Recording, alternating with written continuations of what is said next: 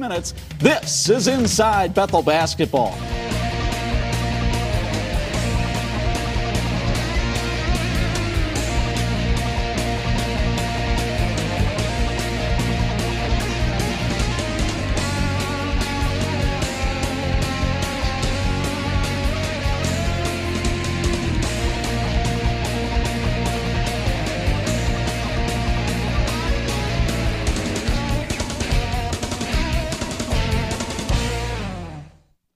Welcome, everyone, to this edition of Inside Bethel Basketball. Along with Mike Lightfoot, I'm Chuck Freeby. Great to have you with us on this Saturday morning. And boy, life in the Mid-Central Conference, not an easy one, Coach, because as you take a look at this team, they're learning a new lesson this year, what it's like to play as the hunted and not the hunter. Well, between the jerseys, there's a big target, I think, right there between the numbers, and you've got to be ready to play in the MCC. And then if you've got a target on your back or your front, you know that everybody's going to play their best basketball against you.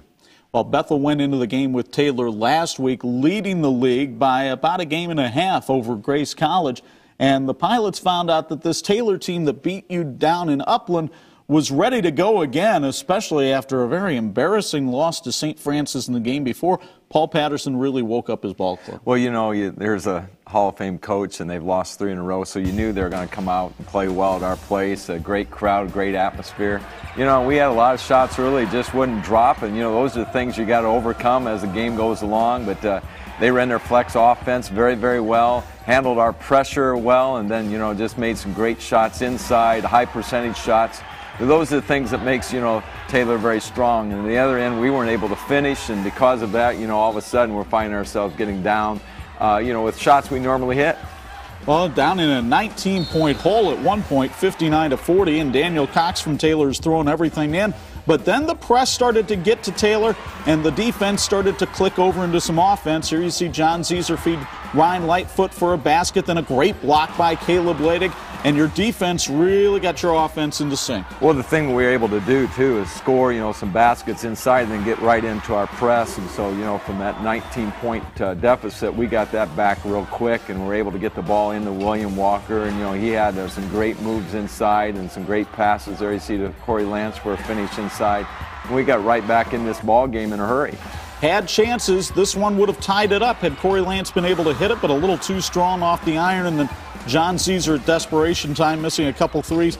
Bethel did not shoot the ball well outside the arc in this game, and they wind up falling to Taylor's 74-70 despite a terrific performance at the foul line, despite that 14-0 run in the second half, and despite another double-double out of William Walker. And, Coach, the more I see this young man play, the more amazed I am by him, because he is just a spectacular athlete, and I have to think the favorite for Conference Player of the Year. Well, if we do the things that we need to do as a team, I think he will be definitely considered the top player in the conference because of our success.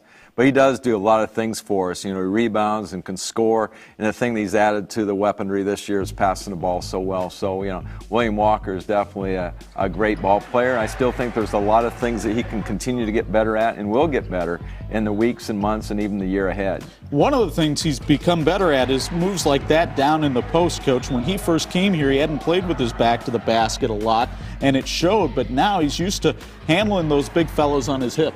And he's gotten a lot stronger, too, which allows him to finish like inside. You know, you really get bumped and banged around down low.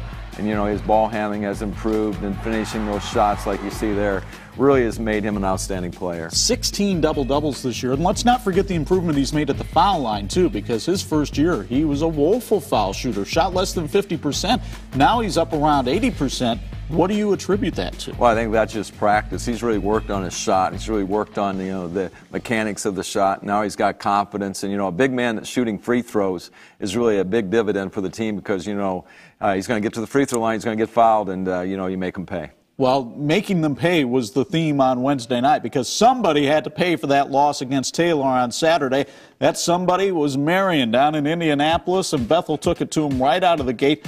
Good balanced performance by everybody in this game, Mike, but the field goal shooting percentage, the area of the biggest improvement from the Taylor game to this. Well, that beat means it's time to take a look at the Mid-Central Conference standings. And as we take a look at things, you'll see that Bethel is right back at the top of the pack with that game-and-a-half lead on Grace, thanks in part to Taylor, which turned around and beat Grace on Wednesday night. Well, there's so much parity in our conference that as you look at the teams that are at the top, you see their records, but also you have to recognize that anybody can beat anybody on a given night in our conference. And we've got a lot of big road games to go. We've got a lot of tough games. The next 6 games are going to be critical for us. And we just know that you play them one at a time and you can't look by anybody. If you're a loyal Channel 46 viewer, and don't you think you ought to be, you probably became familiar with Ryne Lightfoot as one of the stars of the Northwood basketball team on our 46th game of the week. Well, Ryne is now matriculated to Bethel College, where he joins his father as part of the pilot basketball program. Ryne, welcome to Inside Bethel Basketball, although it seems odd to say that to you since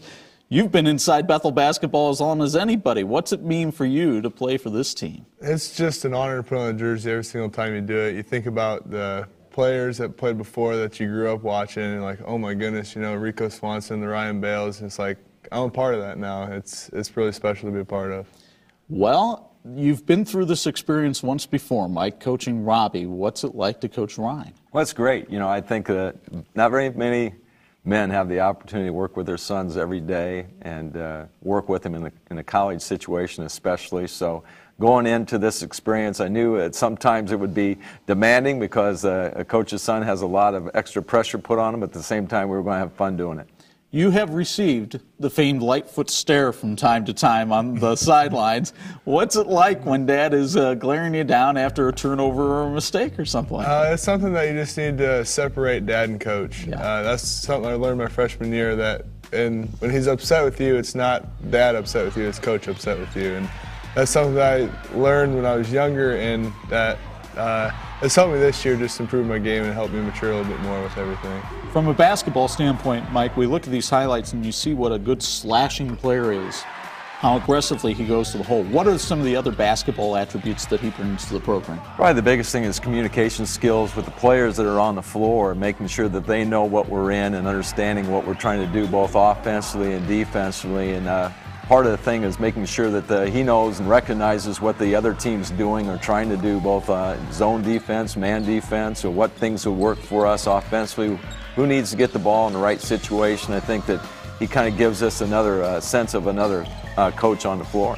Well, you've really had to assume a little bit of a different role here at Bethel, and you've become the point guard of this team. And sometimes I think you might be more comfortable as a two guard, but you are the point guard of this team. What's that like for you?